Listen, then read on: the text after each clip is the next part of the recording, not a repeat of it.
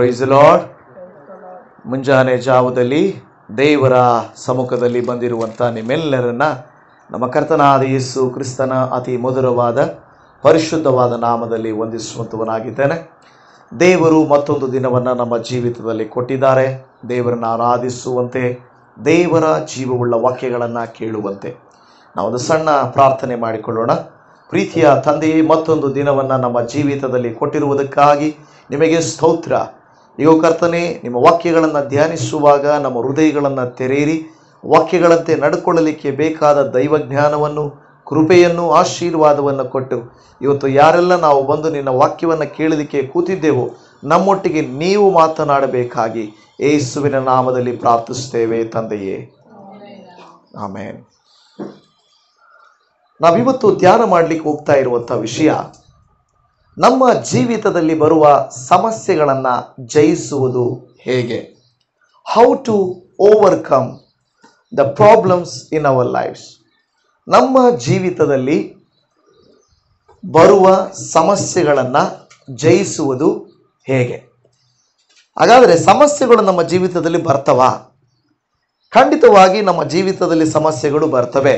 ವಿಧ ವಿಧವಾದ ಸಮಸ್ಯೆಗಳು, ವಿಧ ವಿಧವಾದ ಕಷ್ಟಗಳು ನಮಗೆ ಬಂದೇ ಬರುತ್ತವೆ.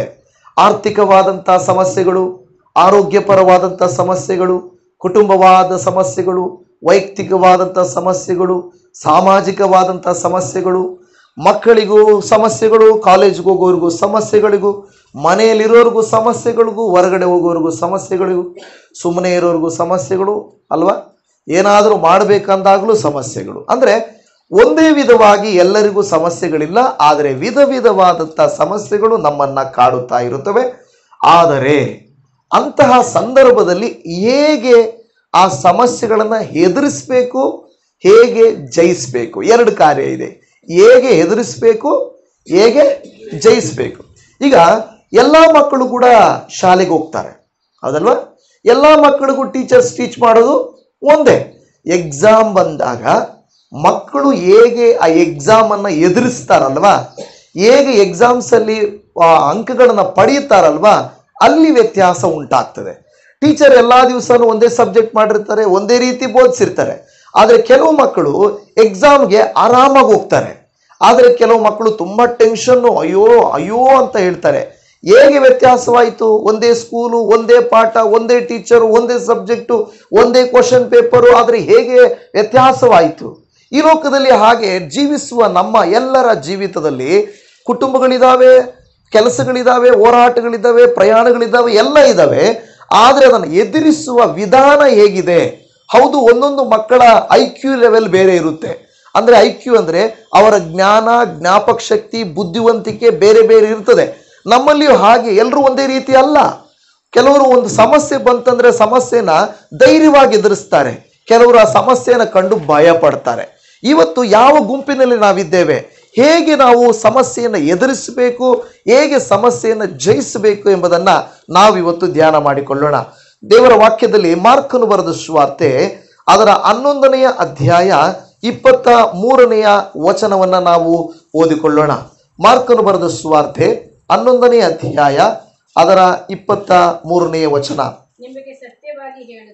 ನಿಮಗೆ ಸತ್ಯವಾಗಿ ಹೇಳುತ್ತೇನೆ, ಯಾವನಾದರೂ ಈ ಬೆಟ್ಟಕ್ಕೆ ನೀನು ಕಿತ್ತುಕೊಂಡು ಹೋಗಿ ಸಮುದ್ರದಲ್ಲಿ ಬೀಳು ಎಂದು ಹೇಳಿ ತನ್ನ ಮನಸ್ಸಿನಲ್ಲಿ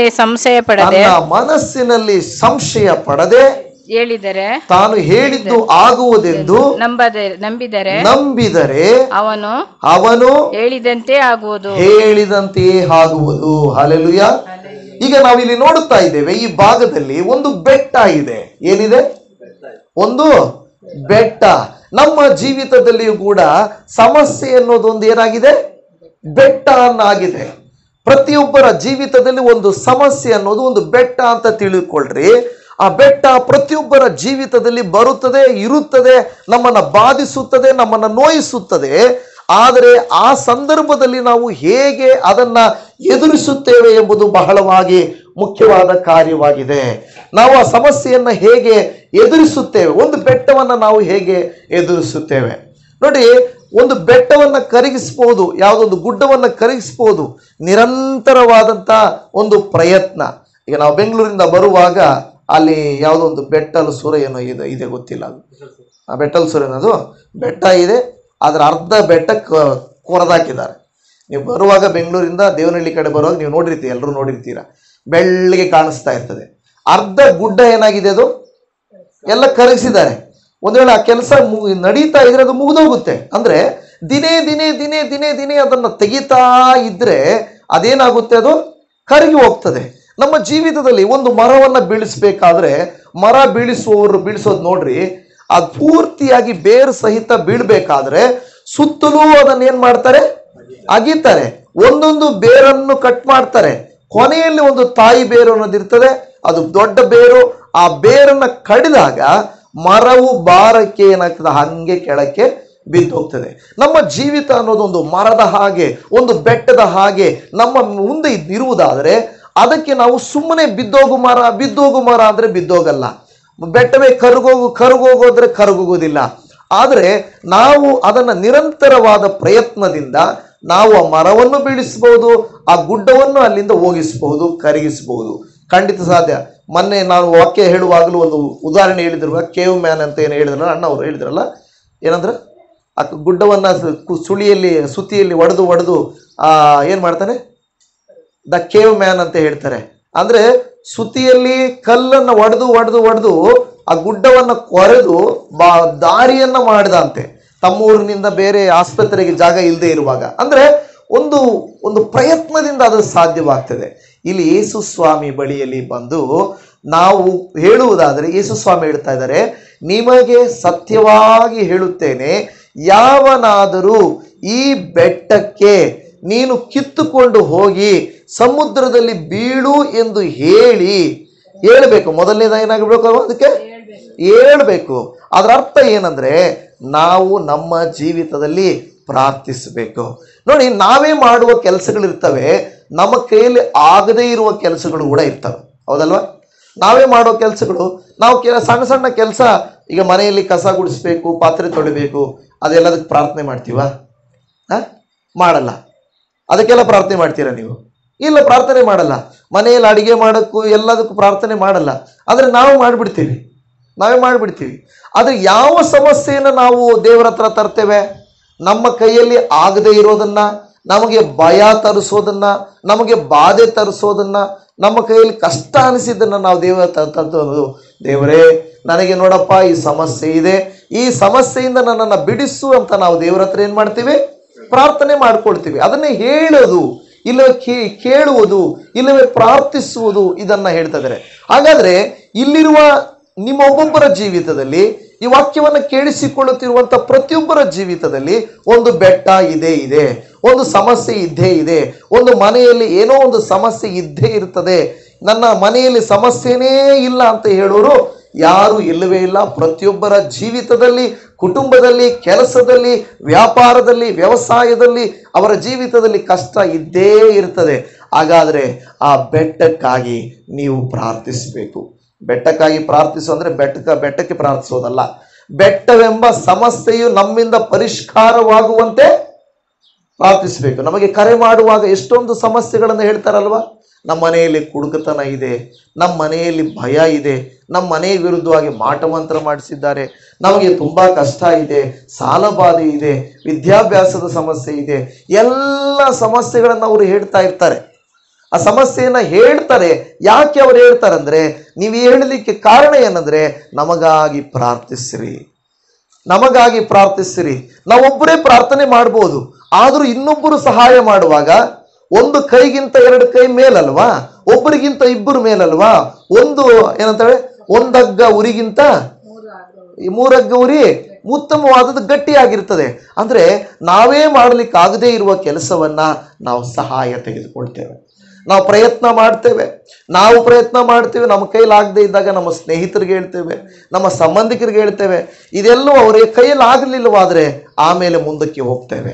ಹಾಗೆಯೇ ಜೀವಿತದಲ್ಲಿ ಬರುವ ಹೋರಾಟಗಳಲ್ಲಿ ನಾವೇನು ಮಾಡ್ತೇವೆ, ನಮ್ಮ ಕಷ್ಟಗಳು ನಮ್ಮ ಕೈಯಲ್ಲಿ ಆಗದೇ ಇದ್ದಾಗ ನಮ್ಮ ರೋಗ ನಮ್ಮ ಮನೆಯಲ್ಲಿ ಟ್ರೀಟ್ಮೆಂಟ್ ಮಾಡ್ತಾರೆ. ಅಮ್ಮಗೆ ಗೊತ್ತಿರುವುದು, ಮನೆಯಲ್ಲಿ ಗೊತ್ತಿರೋದು ಏನು ಮಾಡ್ತಾರೆ, ಹೊಟ್ಟೆ ನೋವಿತ್ತು, ತೊಂದರೆ ಇತ್ತು, ತಲೆನೋವಿತ್ತು, ಮೊದಲು ಮನೆಯಲ್ಲಿ ಮದ್ದನ್ನು ನಾವು ಉಪಯೋಗಿಸ್ತೇವೆ. ಅದು ಸಾಧ್ಯ ಆಗಿಲ್ಲ ಅಂದರೆ ನಾವು ಕ್ಲಿನಿಕ್ ಹೋಗ್ತೇವೆ. ಕ್ಲಿನಿಕಲ್ಲಿ ಸಾಧ್ಯ ಆಗಿಲ್ಲ ಅಂದರೆ ಆಸ್ಪತ್ರೆಗೆ ಹೋಗ್ತೇವೆ, ಅಲ್ಲಿಗೆ ಡಾಕ್ಟರ್ ಹತ್ರ ಹೋಗ್ತೇವೆ. ಅನಾರೋಗ್ಯಕ್ಕೆ ಯಾರ ಹತ್ರ ಹೋಗ್ತೇವೆ? ಡಾಕ್ಟರ್ ಹತ್ರ ಹೋಗ್ತೇವೆ. ಡಾಕ್ಟ್ರು ಕೈ ಮೀರಿದಾಗ ದೇವರ ಹತ್ರ ಹೋಗ್ತೇವೆ ಅಲ್ವಾ. ಮನೆಯಲ್ಲಿ ಏನಾದರೂ ಒಂದು ಸಮಸ್ಯೆ, ಎಲೆಕ್ಟ್ರಿಕ್ ಪ್ರಾಬ್ಲಮ್ ಇರುತ್ತೆ, ಒಂದು ಬಲ್ಪು ಏನೋ ಒಂದು ಸಮಸ್ಯೆ ಆಗಿದೆ, ಸ್ವಿಚ್ ಹಾಕಿ ನೋಡ್ತೀವಿ, ಏನೇನೋ ಮಾಡಿ ನೋಡ್ತೀವಿ, ನಾವೇ ಟ್ರೈ ಮಾಡಿ ನೋಡ್ತೀವಿ, ಏನಾಗಿದೆಯೋ, ಸ್ವಿಚ್ ಏನಾಗಿದೆಯೋ, ಅಲ್ಲೇನಾಗಿದೆಯೋ ನೋಡ್ತೀವಿ. ಆದರೆ ನಮಗೆ ಗೊತ್ತಾಗಲ್ಲ. ನಾವು ಅವಾಗ ಏನು ಮಾಡ್ತೀವಿ? ಎಲೆಕ್ಟ್ರಿಷಿಯನ್ನ ಕರಿತೀವಿ. ಯಾಕೆಂದ್ರೆ ಅದು ಎಲೆಕ್ಟ್ರಿಕ್ ಕೆಲಸ ಮಾಡ್ತಾ ಇಲ್ಲ. ನಮ್ಮ ಮನೇಲಿ ನೀರು ಪೈಪ್ ಇರುತ್ತೆ ಅಂತ ತಿಳ್ಕೊಳ್ಳಿ. ನೀರು ಪೈಪ್ ನಾವು ಯಾಕೆ ನೀರು ಬರ್ತಾ ಇಲ್ಲಲ್ಲ, ಮೋಟ್ರ್ ನೋಡ್ತೀವಿ, ಹೋಗಿ ಸಂಪಲ್ಲಿ ನೀರು ನೋಡ್ತೀವಿ, ಡ್ರಮ್ಮಲ್ಲಿ ನೋಡ್ತೀವಿ, ಅದೆಲ್ಲ ನೋಡಿದ್ರೆ ಏನಾದರೂ ಸಮಸ್ಯೆ ಇದ್ರೆ ಪರಿಷ್ಕಾರ ಮಾಡ್ತೀವಿ. ಅದು ಮೀರಿದ್ರೆ ನಮ್ಮ ಕೈಯಲ್ಲಿ ನಾವೇನ್ ಮಾಡ್ತೀವಿ? ಪ್ಲಂಬರ್ನ ಕರಿತೀವಿ. ನೋಡಿ, ಡಾಕ್ಟರ್ನ ಕರಿತೀವಿ, ಪ್ಲಂಬರ್ನ ಕರಿತೀವಿ, ಎಲೆಕ್ಟ್ರಿಷಿಯನ್ನ ಕರಿತೀವಿ, ಏನೇನೋ ಮಾಡ್ತೀವಿ. ಕೆಲವು ಸಾರಿ ಅವ್ರ ಕೈಯಲ್ಲೂ ಆಗಲ್ಲ. ಅವರು ಕೂಡ ಕೈ ಎತ್ಬಿಡಿ, ಇಲ್ಲ ಸರ್ ಇದು ಆಗಲ್ಲ, ಈ ಮೋಟ್ರೇ ಚೇಂಜ್ ಮಾಡಬೇಕು, ಇಲ್ಲವೇ ಈ ಸಂಪೆ ಚೇಂಜ್ ಮಾಡಬೇಕು, ಇಲ್ಲ ಈ ಇದೇ ಚೇಂಜ್ ಮಾಡಬೇಕು. ಡಾಕ್ಟರ್ಗಳು, ಇಂಜಿನಿಯರಿಗಳು, ಪ್ಲಂಬರ್ಸು, ಎಲೆಕ್ಟ್ರಿಷಿಯನ್ಸು ಇವರೆಲ್ಲರೂ ಕೆಲವು ಸಾರಿ ಅವ್ರು ಹೇಳ್ತಾರೆ ನಮ್ಮ ಕೈಯಲ್ಲಿ ಕೂಡ ಆಗಲ್ಲ. ನಮ್ಮ ಜೀವಿತದಲ್ಲಿಯೂ ಹಾಗೆ ಹೋರಾಟಗಳು. ನಾವು ಅಧಿಕಾರಿಗಳ ಸಹಾಯ ಕೇಳ್ತೇವೆ, ಮನುಷ್ಯರ ಸಹಾಯ ಕೇಳ್ತೇವೆ, ಆದರೆ ಅವರ ಕೈಯಲ್ಲಿ ಆಗದೇ ಇದ್ದಾಗ ನಾವು ಯಾರ ಹತ್ರ ಹೋಗ್ಬೇಕು? ದೇವರ ಹತ್ರ ಹೋಗಿ ನಾವು ಪ್ರಾರ್ಥಿಸ್ಬೇಕು. ಈಗ ಕೇಳ್ಬೋದು, ದೇವರ ಕೈಯಲ್ಲಿ ಆಗುತ್ತಾ? ದೇವರಿಗೆ ಅಸಾಧ್ಯವಾದದ್ದು ಯಾವುದು ಇಲ್ಲ. ಮೊದಲು ಒಂದು ಸಮಸ್ಯೆಯ ಕುರಿತಾಗಿ ನಾವು ಹೇಗೆ ನಡ್ಕೊಳ್ಬೇಕು ಅಂತ ಹೇಳಿದರೆ, ನೀವು ಮೊದಲು ಹೋಗಿ ಆ ಸಮಸ್ಯೆಯ ಕುರಿತಾಗಿ ಹೇಳಬೇಕು, ಪ್ರಾರ್ಥಿಸಬೇಕು. ಅಲ್ಲಿ ಹೇಳ್ತಾ ಇರುವಂತ ಮಾತು, ನೀವು ಹೋಗಿ ಸಮುದ್ರದಲ್ಲಿ ಬೀಳು ಎಂದು ಹೇಳಿ, ಅಂದ್ರೆ ಪ್ರಾರ್ಥನೆ ಮಾಡಿ, ತನ್ನ ಮನಸ್ಸಿನಲ್ಲಿ ಏನ್ ಮಾಡಬಾರ್ದು? ತನ್ನ ಮನಸ್ಸಿನಲ್ಲಿ ಏನಾಗಿ ಮಾಡಬಾರ್ದು? ಸಂಶಯ ಪಡಬಾರ್ದು. ಅನೇಕ ಸಾರಿ ಮನುಷ್ಯನಲ್ಲಿ ಸಮಸ್ಯೆ ತೀರದೆ ಇರೋಕೆ ಕಾರಣ ಏನಂದ್ರೆ ಸಂಶಯ ಪಡೋದು. ಒಂದು ವಿದ್ಯಾರ್ಥಿ ತಾನು ತನ್ನ ಕೈಯಲ್ಲಿ ಎಕ್ಸಾಮ್ ಬರೆಯಕ್ಕಾಗುತ್ತೆ ಅಂತ ಧೈರ್ಯ ಮಾಡಿಕೊಂಡ್ರೆ ಬರೀತಾನೆ, ಆದ್ರೆ ನನ್ನ ಕೈಯಲ್ಲಿ ಆಗಲ್ಲ ಅಂದ್ಕೊಂಡ್ರೆ ಆಗಲ್ಲ. ಯಾವುದೇ ಸಮಸ್ಯೆನೂ ಹಾಗೇನೆ, ಯಾವುದೇ ಕಾರ್ಯ ಹಾಗೆ ನನ್ನ ಕೈಯಲ್ಲಿ ಆಗಲ್ಲ ಅಂದ್ಕೊಂಡ್ರೆ ನಮ್ಮ ಕೈಯಲ್ಲಿ ಆಗಲ್ಲ. ಆದರೆ ನಾವು ದೇವರ ಹತ್ರ ಪ್ರಾರ್ಥಿಸುವಾಗಲೂ, ದೇವರ ಕೈಯಲ್ಲಿ ಕೊಟ್ಟಾಗಲೂ ನಾವು ಸಂಶಯ ಪಡಬಾರ್ದು. ದೇವರ ಕೈಯಲ್ಲಿ ಆಗುತ್ತೆ ಅಂತ ನಾವು ನಂಬಬೇಕು. ದೇವರು ಮಾಡ್ತಾರೆ, ನನಗೆ ಉಪಕಾರ ಮಾಡ್ತಾರೆ ಅಂತ ನಾವು ನಂಬಬೇಕು. ಎಲ್ಲಾ ಸಮಯಗಳಲ್ಲಿ ಸೈತಾನ್ ನಮಗೆ ಅಪನಂಬಿಕೆಯನ್ನು ಹುಟ್ಟಿಸ್ತಾ ಇರ್ತಾನೆ. ನಿನ್ನ ಕೈಯಲ್ಲಿ ಆಗಲ್ಲ, ನಿನ್ನ ಮನೆಯಲ್ಲಿ ನಡೆಯಲ್ಲ, ನಿನ್ನ ಜೀವಿತ ಬದಲಾಗಲ್ಲ, ಈ ಕೆಲಸ ನಡೆಯೋದೇ ಇಲ್ಲ, ಇಷ್ಟು ವರ್ಷ ಆಯ್ತಲ್ವಾ, ಇಷ್ಟು ದಿನ ಆಯ್ತಲ್ವಾ, ಇನ್ನೂ ಜಾಸ್ತಿ ಆಗ್ತಾ ಇದೆ ಸಮಸ್ಯೆ, ಕಡಿಮೆನೇ ಆಗ್ತಾ ಇಲ್ವೇ ಅಂತ ಹೇಳಿ ಕೆಲವು ಸಾರಿ ಏನ್ ಮಾಡ್ತಾರೆ, ನಮಗೆ ಬೇಸರವನ್ನು ತರಿಸ್ತಾರೆ. ಆದರೆ ದೇವರು ಇವತ್ತು ಹೇಳ್ತಾ ಇದ್ದಾನೆ, ಮೊದಲನೇದು ನಾವೇನ್ ಮಾಡ್ಬೇಕು? ಬೆಟ್ಟದ ವಿಷಯಕ್ಕೆ, ಬೆಟ್ಟ ಅಂದ್ರೆ ಏನು? ಸಮಸ್ಯೆ ಅಲ್ವಾ. ಆ ಸಮಸ್ಯೆ ನಮ್ಮ ಲೈಫಿಂದ ಹೋಗ್ಬೇಕಾದ್ರೆ ನಾವು ಪ್ರಯತ್ನ ಮಾಡ್ತೀವಿ. ನಮ್ಮ ಪ್ರಯತ್ನಗಳೆಲ್ಲ ಮಾಡಿದ್ಮೇಲೆ ದೇವರೇನು ಹೇಳ್ತಾರೆ? ಮೊದಲನೇ ಕ್ರಿಯೆ ನೀವೇನ್ ಮಾಡ್ಬೇಕು? ಪ್ರಾರ್ಥಿಸ್ಬೇಕು. ಏನ್ ಮಾಡ್ಬೇಕು? ನೀವು ಅದನ್ನ ಹೇಳ್ಬೇಕು ಅಂತ ಹೇಳ್ತದೆ. ಹೇಗೆ ಪ್ರಾರ್ಥಿಸ್ಬೇಕಂತೆ? ಸಂಶಯ ಪಡದೆ ಪ್ರಾರ್ಥಿಸ್ಬೇಕು ಹೇಳ್ತದೆ. ಆಮೇಲೆ ತಾನು ಹೇಳಿದ್ದು ಆಗುವುದೆಂದು ನಂಬಬೇಕು. ನಂಬಿದರೆ ಅವಾಗ ಏನಾಗುತ್ತಂತೆ? ಅದು ಹೇಳಿದಂತೆ ಆಗುತ್ತದೆ. ಹಾಲೆಲೂಯಾ. ಇವತ್ತು ನಿಮ್ಮ ನನ್ನ ಜೀವಿತದಲ್ಲಿ ಪ್ರಿಯ ದೇವ ಜನವೇ, ನಾವು ನಂಬಿದಂತೆ ಆಗಬೇಕು. ಅಂದ್ರೆ ನಾವು ಯಾವಾಗಲೂ ನಮ್ಮ ಸಮಸ್ಯೆ ಹಿಂಗೆ ಇರ್ಲಿ ಬಿಡು, ನನ್ನ ಫ್ಯಾಮಿಲಿ ಹಿಂಗೆ ಇರ್ಲಿ ಬಿಡು ಅಂತೀವ? ಅನ್ನಲ್ಲ ಅಲ್ವಾ. ಹಿಂಗೆ ಇದ್ಬಿಡ್ಲು, ಅಯ್ಯೋ ಇದಾಗಲ್ಲ ಬಿಡಪ್ಪ, ಇದು ಹೋಗಲ್ಲ ಬಿಡಪ್ಪ, ಇದು ಸರಿ ಆಗಲ್ಲ ಬಿಡಪ್ಪ ಅಂತ ನಾವು ಅನ್ನಲ್ಲ. ಏನಂದ್ರೆ ಯಾವಾಗಾದ್ರೂ ಆಗಲಿ ಇದು ಸರಿ ಆಗ್ಬೇಕು. ಇವತ್ತಿಲ್ಲ ಅಂದ್ರೂ ನಾಳೆ ಆಗ್ಬೇಕು, ಈ ವರ್ಷ ಇಲ್ಲ ಅಂದ್ರೂ ಬರೋ ವರ್ಷ ಆಗ್ಬೇಕು, ಈ ಸಮಸ್ಯೆ ಹೋಗ್ಬೇಕು ಅಂತಾನೆ ನಾವು ಕೇಳ್ಕೊಡ್ತಾ ಇರ್ತೇವೆ. ಈಗ ಒಂದು ವಾಕ್ಯವನ್ನು ಓದಿಕೊಳ್ಳೋಣ. ಜಕರ್ಯನ ಗ್ರಂಥ 4ನೇ ಅಧ್ಯಾಯ 6ರಿಂದ 7 ವಚನಗಳನ್ನ ಓದ್ಕೊಳ್ಳೋಣ. ಜಕರ್ಯನ ಗ್ರಂಥ 4ನೇ ಅಧ್ಯಾಯ ಅದರ 6ರಿಂದ 7 ವಚನಗಳು. ಆಗ ಅವನು ನನಗೆ ಪ್ರತ್ಯುತ್ತರವಾಗಿ ಹೀಗೆ ಹೇಳಿದನು, ಪರಾಕ್ರಮದಿಂದಲ್ಲ ಬಲದಿಂದಲ್ಲ ನನ್ನ ಆತ್ಮದಿಂದಲೇ ಎಂಬುದು ಸೇನಾಧೀಶ್ವರನಾದ ಯೆಹೋವನ ನುಡಿ ಎಂಬಿ ಮಾತನ್ನ ಯೆಹೋವನು ಜೆರುಬ್ಬಾಬೆಲನಿಗೆ ದಯಪಾಲಿಸಿದ್ದಾನೆ. ಜೆರುಬ್ಬಾಬೆಲನಿಗೆ ದೇವರು ಜಕರ್ಯ 4:6-7 ಹೇಳ್ತಾರೆ, ಇದು ಪರಾಕ್ರಮದಿಂದಲ್ಲ ಬಲದಿಂದಲ್ಲ ನನ್ನ ಆತ್ಮದಿಂದಲೇ ಎಂದು ಹೇಳುತ್ತಾ ಇದ್ದಾರೆ. ಈಗ ಒಂದು ಸಮಸ್ಯೆ ಈಗ ನಾವು ಪ್ರಯತ್ನ ಮಾಡಿ ಫಲಿಸಿಲ್ಲ, ಆದರೆ ಇನ್ನು ನಮ್ಮ ಪರಾಕ್ರಮದಿಂದಲ್ಲ, ಬಲದಿಂದಲ್ಲ, ನನ್ನ ಆತ್ಮದಿಂದಲೇ ಎಂದು ಯಾರು ಹೇಳ್ತಾ ಇದ್ದಾರೆ? ಸೇನಾಧೀಶ್ವರನಾದ ಯೆಹೋವನು ನುಡಿಯುತ್ತಾ ಇದ್ದಾನೆ. ಇದರ ಹಿನ್ನೆಲೆ ಏನಪ್ಪ? ಯಾಕೆ ದೇವರು ಈ ಮಾತನ್ನು ಹೇಳಿಸ್ತಾ ಇದ್ದಾರೆ ಅಂತ ಹೇಳುವಾಗ ಅದರ 4 ಮತ್ತು 5ನೇ ವಚನವನ್ನ ಹೋದ್ರಿ. ಪುನಃ ನಾನು ಪ್ರಸ್ತಾಪವೆತ್ತಿ ವಿವರಿಸುವ ದೇವದೂತನನ್ನ, ಸ್ವಾಮಿ ಇವು ಏನು ಎಂದು ಕೇಳಿದ್ದಕ್ಕೆ ಆ ದೇವದೂತನು ಇವು ಏನೆಂದು ನಿನಗೆ ತಿಳಿಯುವುದಿಲ್ಲವೋ ಎಂಬುದಾಗಿ ನನ್ನನ್ನು ಪ್ರಶ್ನೆ ಮಾಡಲು ಇಲ್ಲ ಸ್ವಾಮಿ ಅರಿಕೆ ಮಾಡಿದೆನು. ಹಲ್ಲೆಲೂಯಾ. ನೋಡಿ, ಗಮನಿಸಿರಿ, ಇಲ್ಲಿ ಇದನ್ನು ನೀವು ಈ ರೀತಿಯಾಗಿ ಅರ್ಥ ಮಾಡಿಕೊಳ್ಬೇಕು. ಏನೋ ಒಂದು ದೇವದೂತನು ವಿವರಿಸುತ್ತಾ ಬರ್ತಾ ಇದ್ದಾನೆ. ಪುನಃ ನಾನು ಪ್ರಸ್ತಾಪವೆತ್ತಿ ವಿವರಿಸುತ್ತಿರುವ ದೇವದೂತನನ್ನ, ಸ್ವಾಮಿ ಇವು ಏನು ಎಂದು ಕೇಳಿದ್ದಕ್ಕೆ. ಕೆಲವು ಸಾರಿ ನಮ್ಮ ಜೀವಿತದಲ್ಲಿ ಬರುವ ಸಮಸ್ಯೆ ಎಲ್ಲಿಂದ ಬರ್ತಾ ಇದೆ, ಯಾರಿಂದ ಬರ್ತಾ ಇದೆ, ಹೇಗೆ ಬರ್ತಾ ಇದೆ, ಅರ್ಥನೇ ಆಗಲ್ಲ. ಕೆಲವರು ಹೇಳ್ತಾರೆ, ನನಗೆ ಯಾಕೆ ಹಿಂಗೆ ಆಗ್ತಾ ಇದೆ ನನಗೆ ಗೊತ್ತಾಗ್ತಾನೇ ಇಲ್ಲ.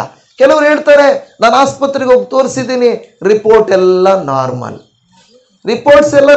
ಆದರೆ ಸಮಸ್ಯೆ ಮಾತ್ರ ಹಂಗೆ ಇದೆ, ನೋಯ್ತಾ ಇದೆ, ಕಷ್ಟ ಆಗ್ತಾ ಇದೆ.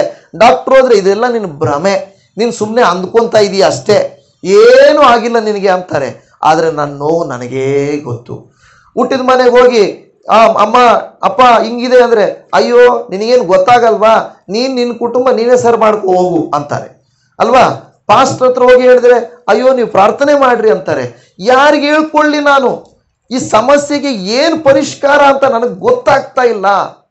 ಎಲ್ಲಿಂದ ಪ್ರಾರಂಭಿಸ್ಬೇಕು, ಎಲ್ಲಿಂದ ಏನು ಮಾಡಬೇಕು? ನೋಡಿ, ಜೆರುಬ್ಬಾಬೆಲನು ಈ ದೇವದೂತನನ್ನ ಕೇಳ್ತಾ ಇದ್ದಾನೆ, ಸ್ವಾಮಿ ಇದು ಇವೇನು ಎಂದು ಕೇಳಿದ್ದಕ್ಕೆ ದೇವದೂತನ ಕೇಳ್ತಾ ಇದ್ದಾನೆ, ಇವು ಏನೆಂದು ನಿನಗೆ ತಿಳಿಯುವುದಿಲ್ಲವೋ ಎಂಬುದಾಗಿ ಪ್ರಶ್ನೆ ಮಾಡಲು ನಾನು, ಸ್ವಾಮಿ ಏನು ಅಂತ ಅರ್ಥ ಆಗ್ತಾ ಇಲ್ಲ, ಇಲ್ಲ ಸ್ವಾಮಿ ಎಂದು ಅರಿಕೆ ಮಾಡಿದನು. ಇಲ್ಲ ಸ್ವಾಮಿ, ನನಗೆ ಅರ್ಥ ಆಗ್ತಾ ಇಲ್ಲ. ನನ್ನ ಕುಟುಂಬ ಕೆಡಲಿಕ್ಕೆ ಏನು ಕಾರಣ? ನನ್ನ ವ್ಯಾಪಾರ ಡಲ್ ಆಗಲಿಕ್ಕೆ ಕಾರಣ ಏನು? ನನ್ನ ಜೀವಿತ ಹೀಗೆ ಇರಲಿಕ್ಕೆ ಕಾರಣ ಏನು? ಕೆಲವು ಸಾರಿ ನಾವು ಬುದ್ಧಿವಂತರು ಅಂದ್ಕೊಂಡ್ಬಿಡ್ತೀವಿ ಅಲ್ವಾ. ನಾವೇ ಎಷ್ಟೊತ್ತು ಯೋಚನೆ ಮಾಡ್ತಾ ಇರ್ತೀವಿ, ಓಕೆ ಈ ರೀತಿ ವ್ಯಾಪಾರ ಮಾಡಿದ್ರೆ ಹಿಂಗೆ ದುಡ್ಡು ಮಾಡ್ಬೋದು, ಈ ರೀತಿ ವ್ಯವಸಾಯ ಮಾಡಿದ್ರೆ ಹಿಂಗಾಗ್ಬೋದು, ಈ ರೀತಿ ನನ್ನ ಕುಟುಂಬದಲ್ಲಿ ಮಾತಾಡಿದ್ರೆ ನನ್ನ ಕುಟುಂಬ ಸರಿ ಹೋಗ್ಬೋದು. ನಾವು ಪ್ಲಾನ್ ಮಾಡ್ತೀವಿ, ಆದರೆ ಸಮಸ್ಯೆ ಏನು ಅಂತ ನಮಗೆ ಸರಿಯಾಗಿ ಅರ್ಥನೇ ಆಗಲ್ಲ. ದೇವರ ಹತ್ರ ಹೇಳಬೇಕು, ಸ್ವಾಮಿ ಈ ಸಮಸ್ಯೆ ಏನು, ಯಾಕೆ ಹಿಂಗೆ ಆಗ್ತಾ ಇದೆ, ನನಗೆ ಅರ್ಥ ಆಗ್ತಾ ಇಲ್ಲ ಅಂತ ದೇವ್ರ ಹತ್ರ ಒಪ್ಕೊಳ್ಬೇಕು. ಮನುಷ್ಯನ ಬುದ್ಧಿ ಏನಂದ್ರೆ ಒಪ್ಕೊಳ್ಳೋಕೆ ಇಷ್ಟ ಇಲ್ಲ, ಮನುಷ್ಯನ ಸ್ವಭಾವ ಏನಂದ್ರೆ ಒಪ್ಕೊಳ್ಳೋಕೆ ಇಷ್ಟ ಇಲ್ಲ. ಸ್ವಬುದ್ಧಿಯನ್ನು ಆಧಾರ ಮಾಡಿಕೊಳ್ಳೋದು, ಸ್ವಂತ ಜ್ಞಾನವನ್ನು ಆಧಾರ ಮಾಡಿಕೊಳ್ಳೋದು, ಪ್ಲಾನ್ಸ್ ಜಾಸ್ತಿ. ಆದರೆ ಜ್ಞಾನೋಕ್ತಿಗಳು 3:5 ಏನು ಹೇಳ್ತದೆ? ಸ್ವಬುದ್ಧಿಯನ್ನೇ ಆಧಾರ ಮಾಡಿಕೊಳ್ಳದೆ ಪೂರ್ಣ ಮನಸ್ಸಿನಿಂದ ಯೆಹೋವನ ಮೇಲೆ ಭರವಸೆ ಬಿಡು, ಆತನೇ ಅದನ್ನ ಸಾಗಿಸುವನು. ನೋಡಿ, ಸ್ವಬುದ್ಧಿಯನ್ನು ಆಧಾರ ಮಾಡಿಕೊಳ್ಳಬಾರದು. ನಾನೇ ಜ್ಞಾನಿ, ನನಗೆ ಗೊತ್ತು, ನಾನು ಆಲೋಚನೆ ಮಾಡ್ತಾ ಇರೋದು ಅಂತ, ನಾನೇ ಈ ಸಮಸ್ಯೆಯನ್ನು ಪರಿಷ್ಕಾರ ಮಾಡಬಲ್ಲೆ ಅಂತ ಎಷ್ಟೋ ಜನರು ಪ್ರಾರ್ಥನೆ ಮಾಡೋದಿಲ್ಲ, ದೇವರ ಮೇಲೆ ಭಾರ ಹಾಕೋದಿಲ್ಲ, ನಂಬೋದಿಲ್ಲ. ಕಾರಣ ಏನು ಗೊತ್ತಾ? ಅಯ್ಯೋ ಪ್ರಾರ್ಥನೆ ಮಾಡಿದ್ರೆ ಏನಾಗುತ್ತೆ, ಕೆಲಸ ಮಾಡಬೇಕು. ಕೆಲವರು ಹೇಳ್ತಾರೆ, ಕುತ್ಕೊಂಡು ಪ್ರಾರ್ಥನೆ ಮಾಡಿದ್ರೆ ದೇವರೇನು ಊಟ ಮೇಲೆಯಿಂದ ಹಾಕ್ತಾರಾ, ದುಡ್ಡು ಮೇಲೆಯಿಂದ ಕೊಡ್ತಾರಾ ಅಂತ ಕೇಳ್ತಾರೆ. ದೇವ್ರು ಕೊಡ್ತಾರೆ ಆ ಥರ ಅಂತ ನಾವು ಹೇಳ್ತಾ ಇಲ್ಲ. ನಾವು ಹೋಗುವಾಗ ಸುರಕ್ಷತೆ ಬೇಕು, ಮಾಡುವ ಕೆಲಸದಲ್ಲಿ ಆಶೀರ್ವಾದ ಬೇಕು, ನಮ್ಮ ಆರೋಗ್ಯದಲ್ಲಿ ಆರೋಗ್ಯ ಬೇಕು, ದೇಹದಲ್ಲಿ ನಮ್ಮ ಮನಸ್ಸಿನಲ್ಲಿ ನೆಮ್ಮದಿ ಬೇಕು. ಇದೆಲ್ಲ ಯಾರು ಕೊಡ್ತಾರೆ? ಇದಿದ್ರೆ ತಾನೇ, ಮನಸ್ಸಿದ್ರೆ ತಾನೇ, ಶರೀರದಲ್ಲಿ ಆರೋಗ್ಯ ಇದ್ರೆ ತಾನೇ ನಾವು ಹೋಗಿ ದುಡಿಯೋಕ್ಕಾಗೋದು. ಅದನ್ನು ಕೊಡೋರು ದೇವರು. ನೀನು ಕೆಲಸ ಮಾಡ್ಬೋದು, ಆದರೆ ದೇವರು ಕೊಡುವುದನ್ನು ನಾವು ಹೊಂದಿಕೊಳ್ಳಬೇಕು. ಅದಕ್ಕೆ ಜೆರುಬ್ಬಾಬೆಲನು ಒಂದು ಮಾತನ್ನು ಹೇಳ್ತಾನೆ, ಸ್ವಾಮಿ ಈ ಸಮಸ್ಯೆಗೆ, ಈ ಬೆಟ್ಟವೆಂಬ ಸಮಸ್ಯೆಗೆ ಕಾರಣ ಏನು ಅಂತ ನನಗೆ ಗೊತ್ತಿಲ್ಲ. ಅದಲ್ವಾ? ಕಳೆದ ಸಾರಿ ನಾವು ದೇವನಹಳ್ಳಿಯಿಂದ ಬರುವಾಗ ಒಂದು ಸಾರಿ ನನ್ನ ಜ್ಞಾಪಕ ಇದೆ, ನನ್ನ ಮಗನೋ ಗೊತ್ತಿಲ್ಲ ಕೇಳಿದ್ರು, ಈ ಬೆಟ್ಟನ ಯಾರು ಮಾಡಿದ್ದು, ಈ ಬೆಟ್ಟನ ಹೆಂಗ್ ಬಂತು ಅಂತ ಕೇಳಿದ್ರು. ಹೆಂಗ್ ಬಂತು ಬೆಟ್ಟ? ಇದೆಲ್ಲ ಸೃಷ್ಟಿ ಮಾಡಿದ್ಮೇಲೆ ದೇವರ ಮೇಲೆ ಇಟ್ರ, ಇಲ್ಲ ಸೃಷ್ಟಿ ಆಗುವಾಗಲೇ ಆಯ್ತಾ? ಹೆಂಗಾಯ್ತು ಗೊತ್ತಿಲ್ಲ. ಸೃಷ್ಟಿ ಆಗುವಾಗಲೇ ಆಗಿರ್ಬೋದು, ಹೆಂಗಾಯ್ತು ಅಂತ ನಾವು ಪ್ರಶ್ನೆ ಮಾಡೋಕ್ಕಾಗಲ್ಲ. ಸಮಸ್ಯೆ ಕೂಡ ಹೇಗೆ ಬಂತು ಎನ್ನುವುದು ನಮಗೆ ಅರ್ಥವಾಗುವುದಿಲ್ಲ, ನಮಗೆ ಗೊತ್ತಾಗುವುದಿಲ್ಲ. ಆದರೆ ಅರ್ಥವಾಗದೇ ಇರುವಂತ ಸಮಸ್ಯೆ, ಜೆರುಬ್ಬಾಬೆಲನ ಕಾರ್ಯವನ್ನು ನಾವು ನೋಡುತ್ತಾ ಇದ್ದೇವೆ. ಜೆರುಬ್ಬಾಬೆಲನ ಹೇಳ್ತಾ ಇದ್ದಾನೆ, ಸ್ವಾಮಿ ನನಗೆ ಈ ಸಮಸ್ಯೆ ಹೇಗೆ ಬಂತು, ಯಾವ ರೀತಿ ಬಂತು, ಯಾರು ಉದ್ಭವ ಮಾಡಿದ್ರು ಅಂತ ನನಗೆ ಅರ್ಥ ಆಗ್ತಾ ಇಲ್ಲ. ಆದರೆ ದೇವದೂತನು ಹೇಳಿದಂಥ ಮಾತು ಅದರ 6ನೇ ವಚನದಲ್ಲಿದೆ. ಜಕರ್ಯ 4:6 ಆಗ ಅವನು. ಇವತ್ತು ನೀವು ನಾನು ಕೂಡ ನಮ್ಮ ಮನೆಗಳಲ್ಲಿ, ನಮ್ಮ ಜೀವಿತದಲ್ಲಿರುವ ಸಮಸ್ಯೆಗಳಿಗೆ ನಾವು ಏನಂತ ಕೇಳಬೇಕು ಗೊತ್ತಾ? ದೇವರೇ, ನನಗೆ ಅರ್ಥ ಆಗ್ತಾ ಇಲ್ಲಪ್ಪ, ನನಗೆ ಗೊತ್ತಾಗ್ತಾ ಇಲ್ಲ, ಈ ಸಮಸ್ಯೆ ಯಾಕೆ ಬರ್ತಾ ಇದೆ, ಎಲ್ಲಿಂದ ಬರ್ತಾ ಇದೆ, ಹೇಗೆ ಉದ್ಭವ ಆಯಿತು, ನಾನೇ ಇದಕ್ಕೆ ಕಾರಣನಾ, ನನ್ನ ಪಾಪ ಇದಕ್ಕೆ ಕಾರಣನಾ, ಬೇರೆಯವರು ಇದಕ್ಕೆ ಕಾರಣನಾ, ಸೈತಾನನ ಕುತಂತ್ರಕ್ಕೆ ಕಾರಣನಾ? ಅದನ್ನು ನಾವೇನು ಮಾಡಬೇಕು? ದೇವರಿಗೆ ಹೇಳಬೇಕು, ನನಗೆ ಇದು ಸಮಸ್ಯೆ ಅರ್ಥ ಆಗ್ತಾ ಇಲ್ಲಪ್ಪ, ನನಗೆ ಈ ಸಮಸ್ಯೆ ಅರ್ಥ ಆಗ್ತಾ ಇಲ್ಲ. ಆವಾಗ ದೇವದೂತನು, ಆಗ ಅವನು ನನಗೆ ಪ್ರತ್ಯುತ್ತರವಾಗಿ ಹೀಗೆ ಹೇಳಿದನು, ಪರಾಕ್ರಮದಿಂದಲ್ಲ, ಬಲದಿಂದಲ್ಲ, ನನ್ನ ಆತ್ಮದಿಂದಲೇ ಎಂದು ಸೇನಾಧೀಶ್ವರನಾದ ಯೆಹೋವನು ನುಡಿ ಎಂಬ ಮಾತನ್ನ ಯೆಹೋವನು ಜೆರುಬ್ಬಾಬೆಲನಿಗೆ ದಯಪಾಲಿಸಿದ್ದಾನೆ. ಹಲ್ಲೆಲೂಯಾ. ನೋಡಿ, ಯಾವುದೂ ಅಲ್ಲ, ಏನೇ ಬರಲಿ ನನ್ನ ಪರಾಕ್ರಮದಿಂದ. ಮುಂದಕ್ಕೆ ನಾವು ಅಲ್ಲಿ ಓದ್ತೇವೆ, ದೊಡ್ಡ ಬೆಟ್ಟವೇ ನೀನು ಯಾರು. ಅಲ್ಲಿ ನೋಡಿ, ಜಕರ್ಯ ಗ್ರಂಥದಲ್ಲಿ ಹೇಳ್ತಾ ಇದೆ, ದೊಡ್ಡ ಬೆಟ್ಟವೇ ನೀನು ಯಾರು, ಜೆರುಬ್ಬಾಬೆಲನ ಮುಂದೆ ನೆಲಸಮವಾಗುವೆ. ನೋಡಿ, ದೇವರ ವಾಕ್ಯ ಹೇಳ್ತಾ ಇದೆ, ಜೆರುಬ್ಬಾಬೆಲನ ಮುಂದೆ ಇರುವಂತ ದೊಡ್ಡ ಬೆಟ್ಟವೇ ನೀನೇನಾಗುತ್ತೆ? ನೆಲಸಮವಾಗುತ್ತೆ. ಹಲ್ಲೆಲೂಯಾ. ಇವತ್ತು ನಂಬಿ, ಇವತ್ತು ನನ್ನ ಸಮಸ್ಯೆ ಕೂಡ ನೆಲಸಮವಾಗುತ್ತದೆ. ಇದ್ದ ಬೆಟ್ಟ ಇಲ್ಲದೆ ಹೋಗುತ್ತದೆ. ಇದ್ದ ಕಣ್ಣೀರು, ಇದ್ದ ರೋಗ, ಇದ್ದ ಸಾಲ, ಇದ್ದ ಕಷ್ಟ, ಇದ್ದ ಕೋರ್ಟ್ ಕೇಸು, ಇದ್ದಂತ ಶತ್ರು ಬಾಧೆ, ಇದ್ದಂತ ಮಾಟ ಮಂತ್ರ ಎಲ್ಲವೂ ಇಲ್ಲದೆ ಹೋಗ್ತದೆ. ನಾನು ನಂಬ್ತೇನೆ. ನನಗೆ ಅರ್ಥ ಆಗ್ತಾ ಇಲ್ಲ ಏನಾಗ್ತಾ ಇದೆಯೋ, ಆದ್ರೆ ನನ್ನ ದೇವರಿಗೆ ಅರ್ಥ ಆಗ್ತದೆ. ಅರ್ಥ ಆಗುತ್ತಾ ಇಲ್ಲ ನಿಮ್ಮ ದೇವರಿಗೆ? ನೋಡಿ, ನಮಗೆ ಅರ್ಥನೇ ಆಗ್ತಾ ಇಲ್ಲ, ಎಲ್ಲಿಂದ ಪ್ರಾರಂಭಿಸಬೇಕು ಗೊತ್ತಾಗ್ತಾ ಇಲ್ಲ. ಆದರೆ ದೇವರಿಗೆ ನಿಮ್ಮ ಸಮಸ್ಯೆ ಅರ್ಥವಾಗುತ್ತದೆ. ಆತನು ಇರುವ ಬೆಟ್ಟದಲ್ಲಿ ಹೇಳಿದ್ರೆ ದೊಡ್ಡ ಬೆಟ್ಟವೇ. ಹಾಗಾದ್ರೆ ದೊಡ್ಡ ಸಮಸ್ಯೆ ಕೂಡ ದೇವರೇನ್ ಮಾಡ್ತಾನಂತೆ? ಜೆರುಬ್ಬಾಬೆಲನ ಮುಂದೆ ನೀನಾಗ್ತೀವಿ, ನೆಲಸಮವಾಗಿವಿ. ಅವನು ಕಲಶದ ಕಲ್ಲನ್ನು ಕೋಲಾಹಲದೊಡನೆ ಮೆರವಣಿಗೆ ಮಾಡುವನು. ಇದರ ಮೇಲೆ ದೇವರ ದಯೆ ಇರಲಿ ಎಂಬ ಜನಘೋಷವಾಗುವುದು. ಒಂದು ಮಾತೇನೆಂದ್ರೆ, ಯಾವಾಗ ನಿಮ್ಮ ಜೀವಿತದಲ್ಲಿ ಬೆಟ್ಟವು ನೆಲಸಮವಾಗುತ್ತದಂದ್ರೆ ನಾವೊಂದು ಮಾತು ಹೇಳ್ಬೇಕಂತೆ. ಏನಂದ್ರೆ, ಎಲ್ಲ ದೇವರ ದಯೆ ಅಂತ ಹೇಳ್ಬೇಕು. ದೇವರ ದಯೆ ನನ್ನ ಮೇಲೆ ಇದೆ, ಯಾವ ಸಮಸ್ಯೆ ನನ್ನೇನು ಮಾಡೋಕ್ಕಾಗಲ್ಲ ಅಂತ ನಾವು ಹೇಳಿದರೆ ಖಂಡಿತ ನಮಗೇನಾಗ್ತದಂತೆ? ನಮ್ಮ ಬೆಟ್ಟ ನೆಲಸಮವಾಗುತ್ತದೆ. ಹಲ್ಲೆಲೂಯಾ. ಅದರಿಂದ ನಾವು ಏನಾಗಬೇಕಂದ್ರೆ, ದೇವರ ವಾಕ್ಯಾನುಸಾರವಾಗಿ ನಾವು ಇರಬೇಕು. ಯಾವಾಗಲೂ ಸಮಸ್ಯೆಗಳಿಗೆ ಎಚ್ಚರವಾಗಿರಬೇಕು ಅಂತ ದೇವರ ವಾಕ್ಯವು ಹೇಳ್ತಾ ಇದೆ. ಹಾಗಾದ್ರೆ ನಾವೇನು ಮಾಡಬೇಕು? ಲೂಕನು ಬರೆದ ಸುವಾರ್ತೆ 7ನೇ ಅಧ್ಯಾಯ 9ನೇ ವಚನವನ್ನ ಓದಿಕೊಳ್ಳೋಣ. ಲೂಕನು ಬರೆದ ಸುವಾರ್ತೆ 7ನೇ ಅಧ್ಯಾಯ 9ನೇ ವಚನ. ಯೇಸು ಈ ಮಾತನ್ನ ಕೇಳಿ ಅವನ ವಿಷಯದಲ್ಲಿ ಆಶ್ಚರ್ಯಪಟ್ಟು ತನ್ನ ಹಿಂದೆ ಬರುತ್ತಿರುವ ಗುಂಪನ್ನು ಹಿಂತಿರುಗಿ ನೋಡಿ ನಾನು ಇಂಥ ದೊಡ್ಡ ನಂಬಿಕೆಯನ್ನು ಇಸ್ರಾಯೇಲ್ ಜನರಲ್ಲಿಯೂ ಕಾಣಲಿಲ್ಲವೆಂದು ನಿಮಗೆ ಹೇಳುತ್ತೇನೆ ಅಂದನು. ಏನಲ್ಲಿ ಬರೆಯಲ್ಪಟ್ಟಿದೆ ವಾಕ್ಯ? ಯಾರ ವಿಷಯದಲ್ಲಿ ಬರೆಯಲ್ಪಟ್ಟಿದೆ ವಾಕ್ಯ? ಅಲ್ಲಿ ಏನಂತ ಬರೆಯಲ್ಪಟ್ಟಿದೆ ಗೊತ್ತಾ? ಅಲ್ಲಿ ಶತಾಧಿಪತಿಯ ಆಳನ್ನ ಸ್ವಸ್ಥ ಮಾಡುವುದನ್ನ ನೋಡುತ್ತಾ, ಶತಾಧಿಪತಿಯ ನಂಬಿಕೆಯನ್ನ ನೋಡಿ ಯೇಸು ಸ್ವಾಮಿ ಹೇಳ್ತಾ ಇದ್ದಾರೆ ಏನಂದ್ರೆ, ಇಂಥ ದೊಡ್ಡ ನಂಬಿಕೆಯನ್ನ ಇಸ್ರಾಯೇಲ್ ಜನರಲ್ಲಿಯೂ ನಾನು ಏನ್ ಮಾಡಲಿಲ್ಲ, ಕಾಣಲಿಲ್ಲ. ಯಾಕೆ ಯೇಸು ಸ್ವಾಮಿಯ ಮಾತನ್ನ ಹೇಳಿದ್ರು?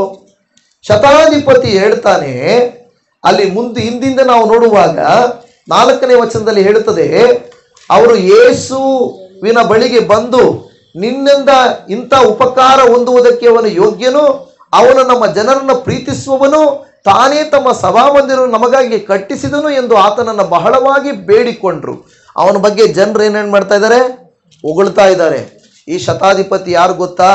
ಈ ಶತಾಧಿಪತಿ ನಿನ್ನ ಉಪಕಾರ ಹೊಂದಲಿಕ್ಕೆ ಯೋಗ್ಯನು, ಜನರನ್ನು ಪ್ರೀತಿಸುವವನು, ನಮ್ಮ ಸಭಾಮಂದಿರವನ್ನು ಕಟ್ಟಿಸಿದವನು ಇವನು ಬೇಡ್ಕೊಳ್ತಾ ಇದ್ದಾನೆ, ಸ್ವಾಮಿ ನೀವು ಮಾಡಲೇಬೇಕು ಅಂತ ರೆಕಮೆಂಡೇಶನ್ ಮಾಡ್ತಾ ಇದ್ದಾರೆ. 6ನೇ ವಚನಕ್ಕೆ ಬಂದಾಗ, ಯೇಸು ಅವರ ಸಂಗಡ ಹೋದನು. ಆತನು ಇನ್ನೂ ಮನೆಗೆ ಮುಟ್ಟುವುದಕ್ಕೆ ಸ್ವಲ್ಪ ದೂರವಿರುವಾಗಲೇ ಶತಾಧಿಪತಿಯು ಸ್ನೇಹಿತರನ್ನ ಆತನ ಬಳಿಗೆ ಕಳಿಸಿ, ಪ್ರಭುವೇ, ತೊಂದರೆ ತೆಗೆದುಕೊಳ್ಳಬೇಡ, ನೀನು ನನ್ನ ಮನೆಗೆ ಬರತಕ್ಕಷ್ಟು ಯೋಗ್ಯತೆ ನನ್ನಲ್ಲಿಲ್ಲ. ನೋಡಿ, ಶತಾಧಿಪತಿ ಹೇಳ್ತಾ ಇದ್ದಾನೆ. ಜನರೇನು ಹೇಳ್ತಾ ಇದ್ದಾರೆ? ಸ್ವಾಮಿ ಅವನು ಒಳ್ಳೆ ವ್ಯಕ್ತಿ ಸ್ವಾಮಿ, ಅವನಿಗೆ ಹೋಗಿ ನೀವು ಹೆಲ್ಪ್ ಮಾಡಲೇಬೇಕು, ಅವ್ರು ಏನು ಕೇಳಿದ್ರು ನೀವು ಮಾಡಬೇಕು ಸ್ವಾಮಿ ಅಂತ ರೆಕಮೆಂಡೇಶನ್ ಮಾಡ್ತಾ ಇದ್ದಾರೆ, ಉಗುಳ್ತಾ ಇದ್ದಾರೆ. ಅವನು ಉಗುಳ್ತಾ ಇಲ್ಲ, ಶತಾಧಿಪತಿ ಹೇಳ್ಕೊಳ್ತಾ ಇಲ್ಲ, ನಾನು ಯಾರು ಗೊತ್ತಾ, ನಂದು ಏನು ಗೊತ್ತಾ, ನನಗೇನು ಜಾಬ್ ಇದೆ ಗೊತ್ತಾ, ನನಗೆಂಥ ಮನೆ ಇದೆ ಗೊತ್ತಾ, ನನ್ನ ಹತ್ರ ಹೆಂಗಿದೆ ಗೊತ್ತಾ, ಇದ್ಯಾವುದನ್ನು ಅವನು ಹೇಳ್ಕೊಳ್ಳಿಲ್ಲ. ಬದಲಾಗಿ ಅವನ ಕುರಿತಾಗಿ ಜನ ಹೇಳ್ತಾ ಇದ್ದಾರೆ. ಇವರೆಲ್ಲ ಜನರು ಹಣ ಕೊಟ್ಟವರಲ್ಲ, ರಾಜಕೀಯ ವ್ಯಕ್ತಿಗಳಂತೆ ಇವರು. ಆಮೇಲೆ ನೋಡು, ಅವನ ಗುಣ ಗೊತ್ತಾಗ್ತಾ ಇದೆ.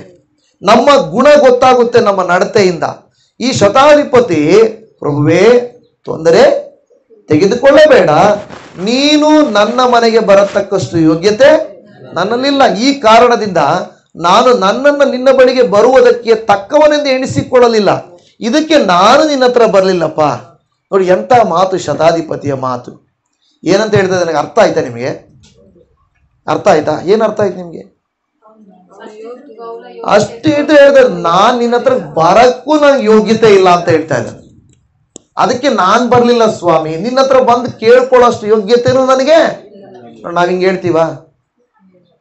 ನಾನು ಈ ಚರ್ಚ್ ಮೆಂಬರ್, ನಾನು ಎಷ್ಟು ವರ್ಷ ಆಯ್ತು ಗೊತ್ತಾ ದೀಕ್ಷಾ ಸ್ಥಾನ ಮಾಡಿಸ್ಕೊಂಡು? ನಿಮ್ಮಂಥ ಪಾಸ್ಟರ್ಗಳು ಎಷ್ಟು ಜನ ನೋಡಿದ್ದೀನಿ ಗೊತ್ತಾ? ಕೆಲವ್ರು ಮಾತಾಡೋ ಮಾತು ಹೆಂಗಿರುತ್ತೆ ಗೊತ್ತಾ? ನಾವು ಫೋನ್ ಮಾಡಿದಾಗ, ಪಾಸ್ಟ್ರೇ ನೀವು ಮಾತ್ರನಾ? ನಾನು ಹುಟ್ಟಿದಾಗಿಂದ ಎಷ್ಟು ಪಾಸ್ಟರ್ಗಳು ನೋಡಿಲ್ಲ ನಾನು, ಎಷ್ಟು ಸಭೆಗಳು ನೋಡಿಲ್ಲ ನಾನು. ಎಂಥವ್ರನ್ನೂ ನೋಡ್ಬಿಟ್ಟಿದ್ವಿ. ಎಂಥವ್ರನ್ನೂ ನೋಡ್ಬಿಟ್ಟಿದ್ರೆ ಎಲ್ಲಿ ನಿನ್ನ ಬದಲಾವಣೆ ಅಲ್ವಾ? ಕೆಲವ್ರು ಮಾತಾಡೋ ಮಾತು ನೋಡಿದ್ರೆ, ನಾವು ಎಷ್ಟೋ ಜನ ನೋಡಿದಿರ್ವಿ, DS ನೋಡ್ಬಿಟ್ಟಿದ್ವಿ, ಬಿಷಪ್ಗಳು ನೋಡ್ಬಿಟ್ಟಿದ್ವಿ, ಎಲ್ಲರನ್ನೂ ನೋಡ್ಬಿಟ್ಟಿದ್ವಿ. ಈ ಥರ ಮಾತಾಡ್ತಾ ಇಲ್ಲ ಅಲ್ವಾ? ಎಷ್ಟು ಬದಲಾಗಬೇಕಲ್ವಾ? ಎಷ್ಟು ಬದಲಾಗಬೇಕು? ಒಂದು ಕಲ್ಲು ಶಿಲ್ಪಿಯ ಕೈಯಲ್ಲಿ ಸಿಕ್ಕಿದ್ರೆ ಶಿಲೆ ಆಗಬೇಕು ಹೊರತು ಅದು ಕೊರಕಲಾಗಿ ನೋಡಕ್ಕೆ ಕುರೂಪಿ ಆಗಬಾರ್ದು. ದೇವರ ಆಲಯಕ್ಕೆ ಹೋಗ್ತೀನಿ, ನಾನು ಹುಟ್ಟಿದಾಗಿಂದ ಹೋಗ್ತಾ ಇದ್ದೀನಿ ಅಂತ ಹೇಳೋ ಕೆಲವರು ಬದಲಾವಣೆನೇ ಇರಲ್ಲ, ತಗ್ಗಿಸ್ಕೊಳ್ಳೋದೇ ಇರಲ್ಲ. ನಾವು ಯಾರು ಗೊತ್ತಾ? ಕೆಲವು DS ನೋಡಿದ್ದೀನಿ ನಾನು. DS ಅಂದರೆ ಡಿಸ್ಟ್ರಿಕ್ಟ್ ಸೂಪರ್ವೈಡೆಂಟ್ಸ್ ಅಂತ ಚರ್ಚ್ ಇರೋದು. ಅವ್ರು ಏನೋ ದೊಡ್ಡ ಸಾಧನೆ ಮಾಡಿ ಪ್ರಪಂಚನೇ ಉಲ್ಟಾ ಮಾಡ್ದಂಗೆ ಮಾತಾಡ್ತಾರೆ. ಯೇಸುವಿನ ಶಿಷ್ಯರು ಕೂಡ ತಗ್ಗಿಸ್ಕೊಳ್ಳೋ ಸ್ವಭಾವ ಇರ್ತದೆ. ಆದರೆ ಒಂದು ಡಿಸ್ಟ್ರಿಕ್ಕಿಗೆ DS ಆಗಿರೋರು ಕೂಡ ನನಗಿಂತ ಬೇರೆ ಸೇವಕರೇ ಇಲ್ಲ ಅನ್ನೋ ರೀತಿ ನಡ್ಕೊಳ್ತಾ ಇರ್ತಾರೆ. ಏನಲ್ಲ ನೋಡಿ, ಶತಾಧಿಪತಿ, ಆ ಕಾಲದಲ್ಲೇ ಶತಾಧಿಪತಿ, ಜನರ ಹೊಗಳಿಕೆ ಇದೆ, ಅಧಿಕಾರ ಇದೆ, ಹಣ ಇದೆ, ಎಲ್ಲ ಇದೆ. ಆದರೆ ಅವನ ಜೀವಿತದಲ್ಲಿ ಒಂದು ಸಮಸ್ಯೆ ಇದೆ. ಅವನದಲ್ಲ ಸಮಸ್ಯೆ, ಆಕ್ಚುಲಿ ಹೇಳ್ಬೇಕಾದ್ರೆ ಅವನ ಆಳ್ದು ನೋಡಿ. ಒಬ್ಬ ಯಜಮಾನ ಎಂತ ಒಳ್ಳೆ ಗುಣ ಇದೆ ಅಂದ್ರೆ, ಅವನ ಆಳಿಗೋಸ್ಕರ ಅವನು ತಾಪತ್ರಯ ಪಡ್ತಾ ಇದ್ದಾನೆ. ಅದರಲ್ಲಿ ಅವನ ಗುಣ ಗೊತ್ತಾಗ್ಬಿಡ್ತದಲ್ವಾ? ನನಗೆ ಆಗ್ಬೇಕೆ, ಹೋದ್ರೆ ಹೋಗ್ಲಿ ಬಿಡಪ್ಪ, ಒಂದು ಆಳು ತಾನೆ, ಒಬ್ಬ ಸೈನಿಕ ತಾನೆ ಅನ್ಬೋದಾಗಿತ್ತು. ಆದರೆ ಅವನ ಆಳಿಗೋಸ್ಕರ ಸ್ವಾಮಿ ಹತ್ರ, ಸ್ವಾಮಿ ನಾನು ನಿಮ್ಮ ಹತ್ರ ಬರಕ್ಕೆ ಯೋಗ್ಯನಲ್ಲ, ಅಂಥದ್ರಲ್ಲಿ ನೀವು ನಮ್ಮ ಮನೆಗೆ ಬರೋದು ಯೋಗ್ಯನಾ ಅಂತ ಹೇಳಿ ಕಳಿಸ್ತಾ ಇದ್ದಾನೆ. ಆದರೆ ಆ ಯೇಸು ಸ್ವಾಮಿ ಹತ್ರ ಒಂದು ಮಾತು ಕೇಳ್ತಾನೆ. ಏನಂತ? ಆದರೆ ನೀನು ಒಂದು ಮಾತು ಹೇಳು, ನನ್ನ ಹಾಳಿಗೆ ಗುಣವಾಗುವುದು. ಹಾಲೆಲೂಯ. ಯೇಸು ಸ್ವಾಮಿ ಹತ್ರ ಶತಾಧಿಪತಿ ಹೇಳ್ತಾ ಇರೋದು, ನೀನು ನನ್ನ ಹತ್ರ ಬರಬೇಕಾದ ಅವಶ್ಯಕತೆ ಇಲ್ಲಪ್ಪ, ನಾನೇ ನಿನ್ನ ಹತ್ರ ಬರೋಕ್ಕೂ ನನಗೆ ಯೋಗ್ಯತೆ ಇಲ್ಲದೆ ಇರುವಾಗ ನೀನು ನನ್ನ ಹತ್ರ ಬರೋದು ಎಷ್ಟು ನ್ಯಾಯ? ಆದರೆ ನೀವು ಒಂದು ಮಾತು ಹೇಳಿದರೆ ಸಾಕು. ಹಾಲೆಲೂಯ. ಇವತ್ತು ನನ್ನ ಪ್ರಿಯ ದೇವಜನ, ಅದಕ್ಕೆ ಈ ಒಂದು ವಾಕ್ಯಗಳಲ್ಲಿ ಕೂಡ ನಾವು ನೋಡ್ತಾ ಇದ್ದೇವೆ, ನಾವು ನಮ್ಮ ಜೀವಿತದ ಬೆಟ್ಟಕ್ಕೆ ನಾವೇನಂತ ಹೇಳ್ಬೇಕು. ದೇವರಿಂದ ಒಂದು ಮಾತು ಬರಬೇಕು. ಇಲ್ಲಿ ನಾವು ಮಾರ್ಕ 11:23 ಹೇಳಿದ ಹಾಗೇನೆ, ನೀವು ನಿಮ್ಮ ಬೆಟ್ಟಕ್ಕೆ ಇದು ಕಿತ್ಕೊಂಡೋಗಿ ಸಮುದ್ರದಲ್ಲಿ ಬೀಳು ಎಂದು ಹೇಳು. ಕಿತ್ಕೊಂಡೋಗಿ ಬೀಳು ಅಂತ ಹೇಳಬೇಕು. ನಾವು ನಮ್ಮ ಸಮಸ್ಯೆಗೂ ಕೂಡ ಹೀಗೆ ಶತಾಧಿಪತಿ ಯೇಸು ಸ್ವಾಮಿ ಹತ್ರ ಕೇಳ್ತಾ ಇದ್ದಾರೆ, ಅಪ್ಪ ನೀನೊಂದು ಮಾತು ಹೇಳು ಸಾಕು. ಇವತ್ತು ನಮ್ಮ ಪ್ರಯತ್ನವಲ್ಲ, ನಾವು ದೇವರಿಗೆ ಹೇಳಬೇಕು, ದೇವರೇ ನೀನೊಂದು ಮಾತು ಹೇಳಪ್ಪ. ಹಲ್ಲೆಲೂಯಾ. ಅದೇ ಕೇಳಬೇಕು, ದೇವರೇ ನೀನೊಂದು ಮಾತು ಹೇಳಪ್ಪ. ಒಂದು ಮಾತು ಹೇಳಿದ್ರೆ ಏನಾಗುತ್ತೆ ಗೊತ್ತಾ? ಬೆಟ್ಟ ನೆಲಸಮವಾಗ್ಬಿಡುತ್ತದೆ. ಬೆಟ್ಟ ಕಿತ್ಕೊಂಡೋಗಿ ಸಮುದ್ರದಲ್ಲಿ ಬೀಳ್ತದೆ. ಇಲ್ಲದೆ ಹಾಗೆ ಆಗ್ತದೆ. ಯೇಸು ಸ್ವಾಮಿ ಅದಕ್ಕೆ ಹೇಳ್ತಾ ಇದ್ದಾನೆ ಈ ಒಂದು ಲೂಕ 7:9 ಇವನ ನಂಬಿಕೆ ದೊಡ್ಡದು. ಅವಾಗ ಏನ್ ಮಾಡಿದ್ರು? ಯೇಸು ಸ್ವಾಮಿ ಶತಾಧಿಪತಿಯ ಮಾತಿನಂತೆ ಆಗಲಿ ಅಂದ್ರು. ಶತಾಧಿಪತಿಯ ಆಳಿಗೆ ಏನಾಯ್ತು? ಸ್ವಸ್ಥವಾಯಿತು. ಆ ಶತಾಧಿಪತಿಯ ಆಳಿನ ಜೀವಿತದಲ್ಲಿದ್ದಂತ ಬೆಟ್ಟ, ದೊಡ್ಡ ಸಮಸ್ಯೆ, ದೊಡ್ಡ ಬೆಟ್ಟ ನೆಲಸಮವಾಗೋಯ್ತು, ಇಲ್ಲದೆ ಹೋಯ್ತು. ಅದಕ್ಕೆ ಬೇಕಾಗಿದ್ದು ಒಂದು ಮಾತು, ದೇವರ ಮಾತು, ಯೇಸುವಿನ ಮಾತು. ಆ ಮಾತು ಅವನನ್ನ ಸೌಖ್ಯಪಡಿಸಿತು. ಇವತ್ತು ನಿಮ್ಮ ಜೀವಿತದಲ್ಲಿ ಯಾವುದೇ ದೊಡ್ಡ ಸಮಸ್ಯೆ ಇದ್ರು ನಂಬಿಕೆ ಇದೆಯಾ? ಅಲ್ಲಿ ದೇವರ ವಾಕ್ಯ ನಾವು ಓದಿದ್ವಿ, ಏನಂದ್ರೆ ಅಪನಂಬಿಕೆ ಇರಬಾರ್ದು, ನಂಬಿಕೆಯಿಂದಿರಬೇಕು. ನಾವು ಹೇಳುವವರಾಗಿರಬೇಕು, ನಾವು ಅದನ್ನ ನಂಬುವವರಾಗಿರಬೇಕು. ನಾವು ದೇವರ ವಾಕ್ಯದಲ್ಲಿ ನೋಡುವಾಗ ಅನೇಕ ವಾಕ್ಯಗಳಿದೆ. ಆ ವಾಕ್ಯವನ್ನ ನಾವು ಒಂದು ವಾಕ್ಯವನ್ನು ಓದಿಕೊಳ್ಳೋಣ. ಹಬಕ್ಕೂಕ 2ನೇ ಅಧ್ಯಾಯ 4ನೇ ವಚನ. ಹಬಕ್ಕೂಕನ ಗ್ರಂಥ 2ನೇ ಅಧ್ಯಾಯ 4ನೇ ವಚನ. ಇಗೋ ಆ ದುಷ್ಟನ ಅಂತರಾತ್ಮವು ಉಬ್ಬಿಕೊಂಡಿದೆ, ಯಥಾರ್ಥವಲ್ಲ. ನೀತಿವಂತನೋ ತನ್ನ ನಂಬಿಕೆಯಿಂದಲೇ ಬದುಕುವನು. ಹಲ್ಲೆಲೂಯಾ. ನೀತಿವಂತನೇನಾಗ್ತಾನೆ? ನಂಬಿಕೆಯಿಂದಲೇ ಬದುಕ್ತಾನೆ. ಆದ್ರೆ ದುಷ್ಟನ ಅಂತರಾತ್ಮವು ಉಬ್ಬಿಕೊಳ್ಳುತ್ತದೆ. ನಾವೇನಾದ್ರೂ ಉಬ್ಬಿಕೊಳ್ತಾ ಇದ್ದೀವಿ, ಹೊಗಳ್ಕೊಳ್ತಾ ಇದ್ದೇವೆ? ಹೊಗಳ್ಕೊಳ್ಳೋನು ಹೊಂದಿಕೊಳ್ಳೋದಿಲ್ಲ, ಹೌದಲ್ವಾ? ನಾನು ಎಂದವನು ದೇವರ ಹತ್ರ ಯಾವಾಗಲೂ ಹೀನನೆ. ತನ್ನನ್ನು ತಗ್ಗಿಸಿಕೊಂಡವನು ಹೆಚ್ಚಿಸಲ್ಪಡುತ್ತಾನೆ, ಹೆಚ್ಚಿಸಲ್ಪಟ್ಟವನು ತಗ್ಗಿಸಲ್ಪಡುತ್ತಾನೆ. ನಾವು ಇನ್ನೊಂದು ವಾಕ್ಯವನ್ನು ನೋಡುತ್ತೇವೆ. ಮತ್ತಾಯನು ಬರೆದ ಸುವಾರ್ತೆ 15ನೇ ಅಧ್ಯಾಯ 28ನೇ ವಾಕ್ಯದಲ್ಲಿ ಓದಿಕೊಳ್ಳೋಣ. ಮತ್ತಾಯ 15:28. ಆಗ ಯೇಸು ಆಕೆಗೆ, ಅಮ್ಮ ನಿನ್ನ ನಂಬಿಕೆ ಬಹಳ, ನಿನ್ನ ಮನಸ್ಸಿನಂತೆ ಆಗಲಿ ಎಂದು ಉತ್ತರ ಕೊಟ್ಟನು. ಅದೇ ಗಳಿಗೆಯಲ್ಲಿ ಆಕೆಯ ಮಗಳು ಸ್ವಸ್ಥಳಾದಳು. ನೋಡಿ, ಪ್ರತಿಯೊಬ್ಬರು ಶತಾಧಿಪತಿಯ ಮನೆಯಲ್ಲಿ ಒಬ್ಬ ಆಳೆಂಬ ದೊಡ್ಡ ಬೆಟ್ಟ ಇದೆ, ರೋಗವೆಂಬ ಬೆಟ್ಟ ಇದೆ. ಈಕೆ ಒಬ್ಬ ತಾಯಿಯ ಜೀವಿತದಲ್ಲಿ ಅವರ ಮಗಳ ಅನಾರೋಗ್ಯವೆಂಬ ಒಂದು ಬೆಟ್ಟ ಇದೆ. ವಿಧವೆಯರ ಜೀವಿತದಲ್ಲಿ ಬೈಬಲ್ ಅಲ್ಲಿ ನೋಡುವಾಗ ಸಾಲ ಇತ್ತು. ಹಳೆ ಒಡಂಬಡಿಕೆಯಲ್ಲಿ ನಾವು ನೋಡುವಾಗ ವಿಧವೆಯ ಜೀವಿತದಲ್ಲಿ ಸಾಲವೆಂಬ ದೊಡ್ಡ ಬೆಟ್ಟ ಇತ್ತು, ಶತ್ರು ಎಂಬ ದೊಡ್ಡ ಬೆಟ್ಟಗಳಿದ್ದುವು. ದಾವೀದನ ಮುಂದೆ ಗೊಲ್ಯಾತನೆಂಬ ದೊಡ್ಡ ಬೆಟ್ಟ ಇತ್ತು, ಹೌದಲ್ವಾ? ನೋಡಿ, ಇದನ್ನ ಕಂಪೇರ್ ಮಾಡಿಕೊಂಡ್ರೆ ಇವರ ಈ ತಾಯಿಯ ಜೀವಿತದಲ್ಲಿ ಇವರ ಮಗಳ ಅನಾರೋಗ್ಯವೆಂಬ ಬೆಟ್ಟ, ಶತಾಧಿಪತಿಯ ಆಳಿನ ಅನಾರೋಗ್ಯವೆಂಬ ಬೆಟ್ಟ, ದಾವೀದನ ಮುಂದೆ ಗೊಲ್ಯಾತನೆಂಬ ಬೆಟ್ಟ, ಹಳೆ ಒಡಂಬಡಿಕೆಯಲ್ಲಿ ವಿಧವೆಯ ಮುಂದೆ ಸಾಲಬಾಧೆ ಎಂಬ ದೊಡ್ಡ ಬೆಟ್ಟ, ಕುಟುಂಬದಲ್ಲಿ ಅಪಾರ್ಥಗಳೆಂಬ ದೊಡ್ಡ ಬೆಟ್ಟ, ಇವೆಲ್ಲವೂ ದೊಡ್ಡ ಬೆಟ್ಟಗಳಿದೆ. ಆದರೆ ನಾವು ದೇವರ ಮುಂದೆ ಬಂದಾಗ ನಾವು ದೇವರಿಗೆ ಹೇಳಬೇಕಾದಂಥ ಮಾತು, ನನಗೆ ಅರ್ಥ ಆಗ್ತಾ ಇಲ್ಲ ಸ್ವಾಮಿ, ಈ ಸಮಸ್ಯೆ ಏನು, ಯಾಕೆ ಈ ರೋಗ ಬಂತು, ಹೇಗೆ ಸಾಲ ಆಯಿತು ಗೊತ್ತಾಗ್ತಾ ಇಲ್ಲ. ಕೆಲವರು ಹೇಳ್ತಾರೆ, ನಾನು ಮಾಡಿದ ಸಣ್ಣ ಸಾಲ ಇವತ್ತು ಅದು ದೊಡ್ಡ ಸಾಲ ಆಗಿದೆ, ಹೌದಲ್ವಾ? ಬಡ್ಡಿ ಕಟ್ಟಿ ಕಟ್ಟಿ ಕಟ್ಟಿ ಕಟ್ಟಿ ಬಡ್ಡಿ ಕಟ್ತಾನೆ ಇದ್ದೀನಿ, ಸಾಲ ಹಂಗೆ ಇದೆ, ಅಸಲು ಹಂಗೆ ಇದೆ ಅಂತಾರೆ. ಹೆಂಗಾಯ್ತು ಗೊತ್ತಾಗ್ತಾ ಇಲ್ಲ, ಹೇಗೆ ಸಾಲ ಆಯಿತು ಗೊತ್ತಾಗ್ತಾ ಇಲ್ಲ. ಆದರೆ ನಿಮಗೆ ಅರ್ಥ ಆಗದೆ ಇರ್ಬೋದು, ದೇವರಿಗೆ ಅರ್ಥ ಆಗ್ತದೆ. ನಿಮ್ಮ ಕೈಯಲ್ಲಿ ಆಗದೆ ಇರಬಹುದು, ದೇವರ ಕೈಯಲ್ಲಿ ಆಗ್ತದೆ. ನೀವು ನಾನು ಇವತ್ತು ಅಪನಂಬಿಕೆ ಇಡಬಾರ್ದು, ಪ್ರಾರ್ಥಿಸಬೇಕು, ದೇವರ ಹತ್ರ ಬೇಡಿಕೊಳ್ಬೇಕು. ಒಂದು ಮಾತು ಹೇಳಪ್ಪ ಎಂದು ದೇವರ ಹತ್ರ ನಾವು ರಿಕ್ವೆಸ್ಟ್ ಮಾಡುವಾಗ ದೇವರು ನೋಡಿ ಇವರೆಲ್ಲರ ನಂಬಿಕೆಯನ್ನು ನೋಡಿ ಇವರ ನಂಬಿಕೆ ದೊಡ್ಡದು ಎಂದು ಹೇಳುತ್ತಾರೆ. ಇವತ್ತು ದೇವರು ನಮ್ಮ ನಂಬಿಕೆಯನ್ನು ನೋಡಿ, ನಮ್ಮ ಜೀವಿತದಲ್ಲಿರುವ ಬೆಟ್ಟದೋಪಾದಿಯ ಸಮಸ್ಯೆಯನ್ನು ನೋಡಿ ನಮ್ಮನ್ನು ಏನು ಅಂತ ಇದ್ದಾರೆ? ನಿಮ್ಮ ನಂಬಿಕೆ ದೊಡ್ಡದು ಅಂತ ಇದ್ದಾರಾ? ಇಲ್ಲವೇ ಅಲ್ಪ ವಿಶ್ವಾಸಿಗಳ ಅಂತ ಇದ್ದಾರ? ಯಾವ ಮಾತಂತ ಇದ್ದಾರೆ ಅಂತ ನಾವು ರುಜು ಮಾಡ್ಕೊಳ್ಬೇಕು. ಇವತ್ತು ಯೇಸುವಿನ ಶಿಷ್ಯರು ಹಡಗಿನಲ್ಲಿ ಮುಳುಗುತ್ತಿರುವಾಗ, ಸ್ವಾಮಿ ನಾವು ಸಾಯ್ತಾ ಇದ್ದೀವಿ, ನಮ್ಮ ಬಗ್ಗೆ ನಿನಗೆ ಸ್ವಲ್ಪ ಕೂಡ ಒಂದು ವೇಳೆ ಆಲೋಚನೆ ಇಲ್ವಾ ಅಂತ ಕೇಳ್ತಾ ಇದ್ದಾರೆ. ಹಾಗಾದ್ರೆ ನಾವು ಹಂಗೆ ಕೇಳ್ತಾ ಇದ್ದೀವಾ? ಸ್ವಾಮಿ ಏನ್ ಸ್ವಾಮಿ ಇಷ್ಟು ಪ್ರಾರ್ಥನೆ ಮಾಡ್ತಾ ಇದ್ದೀನಿ, ಯೇಸು ಸ್ವಾಮಿ ಜೊತೆಯಲ್ಲೇ ಇದ್ದಾರೆ, ಅವರ ಹಡಗಿನಲ್ಲೇ ಇದ್ದಾರೆ, ಆದರೂ ಅವರಿಗೆ ಅಪನಂಬಿಕೆ. ನಾವು ಅವ್ರು ಕೇಳ್ಬೋದಾಗಿತ್ತು, ಸ್ವಾಮಿ ತೊಂದರೆ ಆಗಿದೆ ಸ್ವಲ್ಪ ನೋಡಿ ಅನ್ಬೋದಾಗಿತ್ತು. ಆದ್ರೆ ಅವ್ರು ಹೇಳಿದ ಮಾತೇನು ಗೊತ್ತಾ? ನಾವು ಸಾಯೋದ್ರಲ್ಲಿ ನಿನಗೆ ಚಿಂತೆ ಇಲ್ವಾ ಅಂದ್ಬಿಟ್ರು. ನಾವು ಹಿಂಗೆ ಇರೋದ್ರಲ್ಲಿ ನಿಮ್ಗೆ ಚಿಂತೆ ಇಲ್ವಾ? ದೇವ್ರ ಹತ್ರ ಕೆಲಸ ಹಂಗೇನೆ, ನನ್ನ ಕುಟುಂಬ ಹಿಂಗೆ ಇರೋದಕ್ಕೆ ನಿನ್ಗೆ ಚಿಂತೆ ಇಲ್ವಾ? ದೇವ್ರು ನಾವು ಪ್ರಶ್ನೆ ಮಾಡುವಂತಿರುತ್ತದೆ. ಆದರೆ ನಮ್ಮ ನಂಬಿಕೆ ಎಲ್ಲಿದೆ ಅಲ್ಲಿ? ಆದ್ರಿಂದ ಇವತ್ತು ದೇವರ ವಾಕ್ಯವು ನಿಮಗೂ ನನಗೆ ಹೇಳುತ್ತಾ ಇದೆ, ನಾವು ನಂಬಿಕೆ ಉಳ್ಳವರಾಗಿ ಪ್ರಾರ್ಥಿಸುವುದಾದರೆ ನಮ್ಮ ದೇವರು ನಮ್ಮ ಪ್ರಾರ್ಥನೆಯನ್ನು ಕೇಳಿ ಮತ್ತಾಯ 15:28 ಹೇಳಿದ ಹಾಗೆ ನಿನ್ನ ಮನಸ್ಸಿನಂತೆ ಆಗಲಿ ಅಂತನು. ನಿನ್ನ ಮನಸ್ಸಿನಂತೆ ಆಗಲಿ. ಇವತ್ತು ನಮ್ಮ ಮನಸ್ಸು ಹೆಂಗಿದೆ? ನಂಬಿಕೆಯ ಅಪನಂಬಿಕೆಯ? ಕೇಳ್ತೀವಾ ಕೇಳಲ್ವಾ? ದೇವರ ಹತ್ರ ಬರ್ತೀವಾ ಬರಲ್ವಾ? ನೋಡಿ, ದೇವರ ಮೇಲೆ ಹಾಕ್ತೀವಾ ಹಾಕಲ್ವಾ? ಇದೆಲ್ಲವನ್ನ ದೇವರು ನೋಡ್ತಾ ಇದ್ದಾನೆ. ಇವತ್ತು ನಂಬಿ ಪ್ರಾರ್ಥಿಸುವುದಾದರೆ ಖಂಡಿತವಾಗಿಯೂ ದೇವರು ನಮ್ಮ ಪ್ರಾರ್ಥನೆಯನ್ನ ಕೇಳುತ್ತಾನೆ. ಬೆಟ್ಟದೋಪಾದಿಯ ನಮ್ಮ ಜೀವಿತದ ಸಮಸ್ಯೆಯನ್ನ ಆತನು ನಮ್ಮ ಜೀವಿತದಿಂದ ತೆಗೆಯುವಂತವನಾಗಿದ್ದಾನೆ. ಹಾಗಾದ್ರೆ ನಿಮ್ಮ ಸಮಸ್ಯೆ ಬೆಟ್ಟ ಏನಿದೆಯೋ ನಿಮ್ಮ ಕಣ್ಣುಗಳನ್ನು ಮುಚ್ಚಿ ಪ್ರಾರ್ಥನೆ ಮಾಡಿ. ಇವತ್ತು ಈ ವಾಕ್ಯವನ್ನ ಕೇಳಿಸಿಕೊಳ್ಳುತ್ತಿರುವ, ವಿಡಿಯೋದಲ್ಲಿ ನೋಡುತ್ತಿರುವಂತ ಪ್ರಿಯ ದೇವಜನರೇ, ಈ ಮುಂಜಾನೆಯಲ್ಲಿ ದೇವರ ವಾಕ್ಯವು ನಿಮಗೆ ಬಂದಿದೆ. ದೇವರ ವಾಕ್ಯವು ನಿಮಗೆ ತಿಳಿಸ್ತಾ ಇದೆ. ಬೇರೆ ಬೇರೆ ವಿಧಗಳಲ್ಲಿ ಜೆರುಬ್ಬಾಬೇಲನ ಮುಂದೆ ಒಂದು ದೊಡ್ಡ ಬೆಟ್ಟ ಇತ್ತು, ದೊಡ್ಡ ಸಮಸ್ಯೆ ಇತ್ತು.